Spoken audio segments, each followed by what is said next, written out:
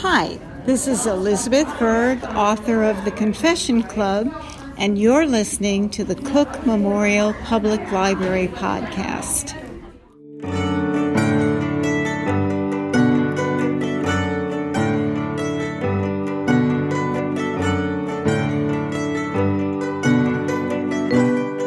Hello and welcome to the Cook Memorial Public Library podcast. I'm your host, Nate Goss. For the fifth year in a row, audiovisual librarian Becky King is here on the podcast to discuss last night's Academy Awards celebration. The 92nd awards ceremony was full of surprises, to say the least, and I'm sure we will get into those, but we also like to use this occasion as an excuse for the two of us to talk about the entire year 2019 in film, including movies we loved that weren't part of the Oscars race and how you can access all of this great cinema at your library. So, Becky, welcome back to the podcast. Thanks. So I assume you watched the ceremonies last night. Of course, and pre and post. We could just start with the biggest surprise, which I think is Best Picture of the year. Right, yeah. First time ever going to a foreign language film. Yep. And winning both Best Picture and International Feature Film race. So did you see Parasite? I did. I loved it. Me too. I was very happy to see it win. I was too. I was really surprised. I thought they would give him every other prize but that. Yeah, same here. The trend was, going along those lines throughout the ceremony. And then what a really great surprise at the end when they actually awarded it to him. Yeah, it kind of it messed up my ballot for my predictions. Mine too. But it was one I was happy to have messed up, I guess. It's just such an interesting choice. It was a great movie, really unique, and probably the most unique movie of the year. Yeah, so one of a kind for sure. And I don't want to give anything away, so we probably shouldn't talk at all about plot. And I think it is one of those movies that it's best to go in knowing as little as possible. Exactly. So and then Bong Joon-ho winning director. Screenplay. Yeah. Yeah. Editing. I mean, that was the fell swoop. Yeah. He really won all the big ones. Yeah, so. yeah. His translator was the busiest woman in Hollywood. I was so impressed with how long she could remember sort of like... Yeah, it was fun. It was fun to watch. And she's been with him through all those award ceremonies. So I'm sure she's got it down by now. But she did a great job. So what was your general take on the night itself? I enjoyed it. This always sounds so shallow, but you watch the Oscars partly for all the glamour and stuff like that. I thought it was pretty short on glamour. Okay. You know what I mean? So it just, the stars there were the ones that you'd expect. They didn't really bring in too many old timers and all that kind of stuff, which always is kind of fun. But it moved along. That was fine. I enjoyed the bits of humor. I thought Steve Martin and Chris Rock at the beginning were great. Mm-hmm. And I enjoyed the little inserts of humor, along the way.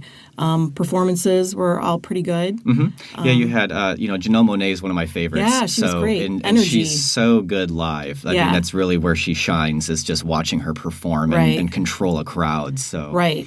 Yeah, I think I was as confused as some of the Academy members as to why Eminem was even performing. He has a new album coming out. I knew that. That's all I could figure. Got to get back out there, But that was, you could tell the looks on some of their faces. Right. We're like, what's going on? I got to be honest, me too. I was like, why is he here? I know it was a little strange. But they had. I like that they had Billie Eilish doing the Yesterday. She was great. And so she, kind of bringing in a lot of relevance as far as the Grammys just happening. Right. Sweeping those. And the fresh new talent. She's the it girl right now. And I was surprised to see her, pleasantly surprised. Yeah, the whole time I saw her in the audience and I was like, well, I know she just did really well at the Grammys, but what's she doing there? I know. I don't know that they publicized that very well in advance. But that was a nice surprise. I thought Cynthia Erivo's performance was fabulous with the song from Harriet. I mean, she's a Broadway gal, and boy, you can tell. I mean, she just has such a great voice, and she's a really great performer. Yeah. I'm glad she got her moment to shine, because you kind of knew she wasn't going to win. It's been a really tough Best Actress race this year. Renee Zellweger's kind of had it sewn up the whole time. Not tough for Renee Zellweger. No, but you know what I mean. It was just kind of a given that she was going to continue her streak. So I was glad to see Cynthia Erivo get her moment. That was great. Okay, so maybe let's talk about some of the actor and actress races and the movies they came from. So Renee Zellweger, we already mentioned, winning Best Actress. So Judy is what that was for, a movie about Judy Garland. Right. And I would say not the greatest movie about Judy Garland. It was a good movie, but her performance was really great. Pretty remarkable. I thought she was really, really good in it and well-deserved. And kind of a comeback story for her. She's been around a long time and hasn't been doing a whole lot lately. So good for her. And then that movie itself, Judy, is that one that is available yet to It is. to Yep, watch? it's from already the library? out. Okay. Yep, already out on DVD and Blu-ray. So you can catch that performance. Yep. You get your name on that hold list. I'm assuming there's a hold list. There is, yeah. And then so that's Best Actress, Best Supporting Actress. Laura Dern. Went to Laura Dern, which Again, no surprise. I love Laura Dern. So, right, yeah. and Marriage Story was a good movie as well. Yeah, so and she was a highlight in it. For Best Supporting Actor, we had Brad Pitt. I don't think that was a surprise for anyone. I was really glad to see him win. That was fun, and he's enjoying the moment. And it was another great performance. My thing with Brad Pitt is, and especially in that movie, Once Upon a Time in Hollywood, he makes it look so easy. Yeah. He just looks like he's this carefree California guy, no worries. But he's working, and so effortlessly. I thought he outshined Leonardo DiCaprio in that movie by far. DiCaprio kind of has had his moment now with Revenant, where people kind of recognized him as an actor. But both of those guys, for a long time, were just considered, I think, just movie stars. Right. Brad Pitt, especially over the last few years, you've seen him stretch himself and work with different directors to bring out different kinds of things. And he's a good actor. He's a good actor. It was very nice to see that finally be rewarded. Right. And he's also involved in the business. He's a producer, like a very successful producer. Yeah. So, I think he's popular in Hollywood, and it was nice to see him rewarded. And for a good performance, not for one of those that, here's your career award for a performance that may not be that great. It was a really good performance. Yeah. And then Best Actor going to Joaquin Phoenix, which he had been kind of cleaning up a lot of the awards shows up until then. So, for me, that wasn't quite a surprise. The guy's so talented, but he's also a little off. A little bit, sometimes, not always. Yeah. But you know what? I loved Antonio Banderas in Pain and Glory. Yeah. And I don't know, I thought maybe he would get a career type award. That just wasn't his night. That was a great performance from him, really subtle, total polar opposite of Joaquin Phoenix in Joker. But it was a tough field. I think all the acting categories this year, with maybe a couple exceptions. I mean, that Best Supporting Actor category was loaded. I mean, when you got the news that you were nominated this year, you're probably like, oh, geez. I know. Yeah, why this year? Why me? Yeah. So that's all of the acting categories. Just generally speaking, were there any other categories that struck you as, maybe movies that you really were happy to see get the award? Or I did. Ford versus Ferrari won some technical awards and editing, right? Did they win editing? They won a lot. I'm trying to remember. Yeah, they won editing. I'm not a car person. That was a fabulous movie. Totally entertaining, fun, and they earned their awards too. So it was fun to see that one recognized. Yeah. I was kind of surprised 1917 didn't really get much of anything. We should talk about the ones that were so heavily nominated and didn't really Irishman being out. Another one. Once Upon a Time in Hollywood, I thought that one would pick up screenplay with Quentin Tarantino. That was one of my upsets. It was great to see it go to Parasite. 1917, I think, was probably the big surprise that it did win technical awards, cinematography, which it totally deserved. Roger Deakins is such a just an icon in that biz. So. Right. And then The Irishman was shut out. Which, I every year I put together a list of my favorite movies of the year. That's my top pick. I mean, I love Parasite. Is that your favorite for the year? It is. Yeah. It is. I love Parasite, too. I think they should be tied as far as for me. Yeah. But it just wasn't their year for the awards, It wasn't. But I think that movie will go on to have a legacy of its own. Sure. I don't know that Martin Scorsese's losing a whole lot of sleep No, I don't think it. he is. Probably Robert De Niro's not happy. But, but I loved how Bong Joon-ho in all of his speeches was just so charitable and gracious towards everyone else, and I mean he basically got Scorsese a standing ovation.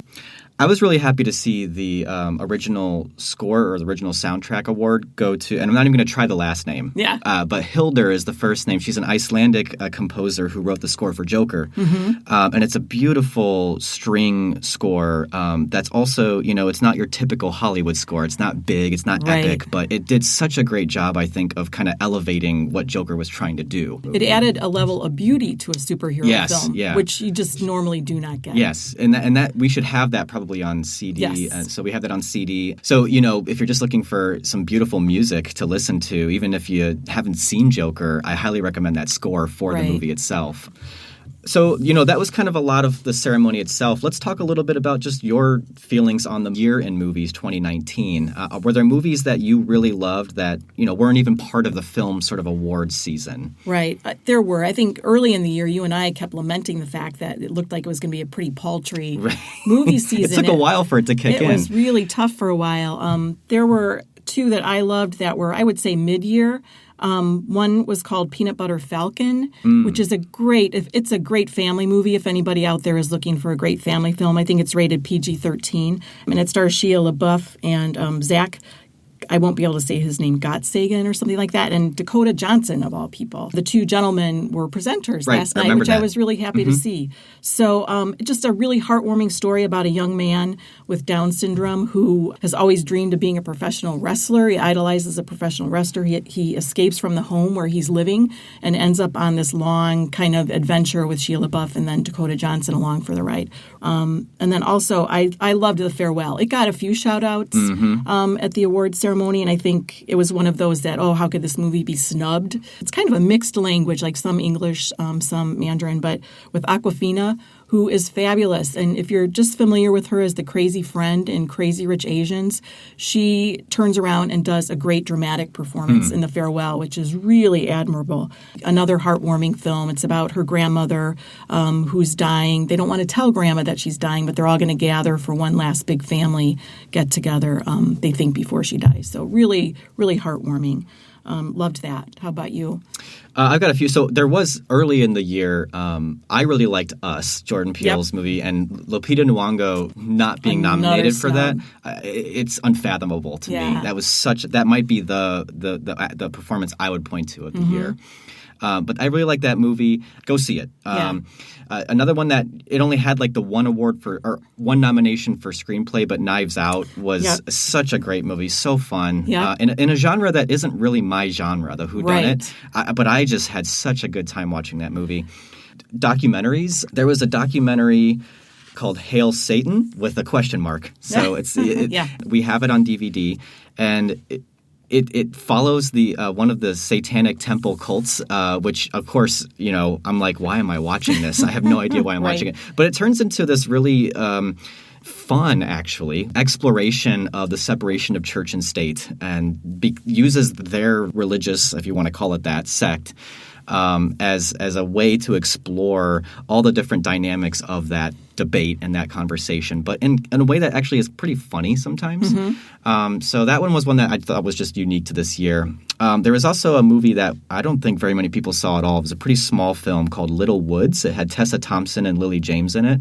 Tessa Thompson plays someone who lives in this North Dakota area that's in a post-fracking boom. It's a pretty rural, poor area, and she deals prescription medication to people. And the movie kind of takes place when she is trying to stay clean from the law, I guess. I'm not going to give away too much, but circumstances come up where she's trying to decide if she should stay good with her parole officer or if she needs to start dealing these medications again. And it's just it was a really good. It's sort of like a thriller. If you liked sort of certain topic, topical, I would say like if you liked Winter's Bone that came out a couple years ago, this is a really good movie that you might like as well. And then a movie that was nominated, but I just think we should talk about a little bit more is I really loved Little Women. Directed by Greta Gerwig. Florence Pugh was nominated for Best Supporting in another year. It might have even been her year. But she was in another movie, which I know splits a lot of people. I wanted to bring that up. I love it. You hate it. And that's fine. But she starred in a movie called Midsommar, and it is bizarre. But she is so good in it. And she's so good in Little Women. That I think she's someone to watch out for. She is. In fact, they showed a preview for which is the next Scarlett Johansson superhero movie. She's in it. I saw her. The she Black was in Widow clip. kind of movie? Okay, Yeah, she's in there. So that'll be interesting. Now she's getting the really big roles. Okay, all right. But yes, we should talk about Midsommar because I noticed Janelle Monáe, did you notice all the floral headpiece and the cape and everything? That was a from reference movie. to that movie. Yeah. Which I was like, you're kidding. Yeah. So I don't even know what to say about that. It is one of the strangest movies I've seen. I know you liked it. It was hard to keep watching. I am not even going to recommend it on this podcast. It is not for everyone. Right. It happened to be one that I really, really liked, though. And I'll kind of leave it at that. Yeah. All right. So anyways, anything else that you wanted to highlight at all? One performance in Jojo Rabbit. I loved that movie. It was so clever. But Thomasina McKenzie plays the young girl who's hiding in the wall of that movie, the young Jewish girl. And she was fabulous in that movie. Scarlett Johansson was nominated for Best Supporting Actress for playing, a mother. I think those two should have been swapped out. I just think she was fabulous. She's just a young actress. A couple of years ago, she was in one of my favorite movies of the year called Leave No Trace. And I think she was only maybe 16, 17 at the time. So she can't be, she's only a couple of years older now. I think she's another actress to watch. I think she's going to be fabulous. I wish she had gotten the nomination for Jojo Rabbit. So, all right. So some things to look forward to in 2020, maybe. Right, exactly. Some people to look out for. Right. Okay, so we mentioned a ton of movies. There's got to be some stuff that people want to watch now. What are some of the ways that people can use their library, to catch up with these movies? You know what? Earlier you mentioned soundtracks and things like that. So those are typically available on CD, or check Hoopla as well. And then a lot of the Blu-rays and DVDs for these films are either in already or currently on order. So you can, come into the library, check our online catalog, add your name to the hold list. We always order a lot of copies of these. So you should be all set. Our weekly movie matinees are another great way to catch some of these really popular movies. In fact, we've got a great lineup for the next couple months. This week, actually, we're showing Ford versus Ferrari, A Beautiful Day in the Neighborhood, which is the movie that Tom Hanks was nominated for Best Supporting Actress about Fred Rogers. Parasite, the big winner, is February 27th and 28th for our movie matinee. So check that schedule out. And then things to look forward to in April. Little Women now has an April release date. 1917 has an estimated April release date, so keep an eye out for those. Our March matinees will include Jojo Rabbit, Knives Out, and Bombshell. So there you go. Those were all, award nominees and stuff like that. Perfect. For those movie matinees, just make sure that you check the location. Either call the library or look online. In March, our Thursday matinees are still at the Civic Center. In February, but in March, the movie matinees will be moving back to the library on Thursdays. And then Fridays always at Aspen Drive. Okay, great. I also wanted to mention there were a few movies that, are going to be hard to get at the library because maybe they're Netflix exclusives. Yes. So, Irishman, Marriage Story, American Factory was the documentary that won the big award. Right. Those movies, really, one thing we can suggest is that we do circulate out Roku boxes that are streaming devices that have access to Netflix. There's always a bit of a wait list on those, but you can get your name on that wait list so that you can eventually get yourself a Roku and watch some of those Netflix movies. And hopefully they'll put those out on DVD or Blu-ray. Hopefully. That was one of our big disappointments last year was that they held Roma back for so long. That was a Netflix film. That finally did come out. It took about a year from its original release to hit DVD, but we do have it. And I'm hoping that's the case also with Irishman and Marriage Story and the others. So keep your fingers crossed. Yes. Yeah. All right. Well, thank you so much for being back on the podcast, Becky. It's always a pleasure to talk about the movies with you. It is fun. In fact, I did want to just mention that the two of us do talk movies every month at our cinema club. Right. And if you have never attended that, we welcome you to come to our cinema club. It's every third Monday of the month.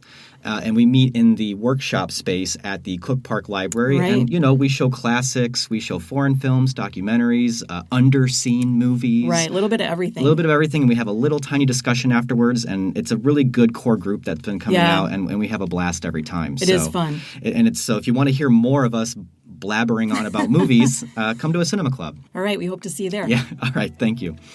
All right, so if you want to head on over and try to get your name on any of the hold lists for the movies we talked about, you're going to want to do that on our website. cooklib.org is where you're going to go and search our catalog. While you're on that website, head on over to our blog, Shelf Life, which is found at shelflife.cooklib.org. That's where you can read some of our most recent book reviews, genealogy tips, local history, and a whole lot more. Also, feel free to talk to us anytime about this podcast. What would you like to see on the podcast? What are your thoughts on the podcast episodes we've had? You can do that on Twitter, @Cook Library is our handle, or you can email us anytime. Send those messages to webmaster@cooklib.org. And if you did enjoy this episode, please tell others in your life about it and let them know they can listen to this episode along with any past or future Cook Memorial Public Library podcast episodes in Apple Podcasts, Spotify, or wherever they like to get their podcasts. We will be back soon, but until then, keep reading, keep watching, and keep listening.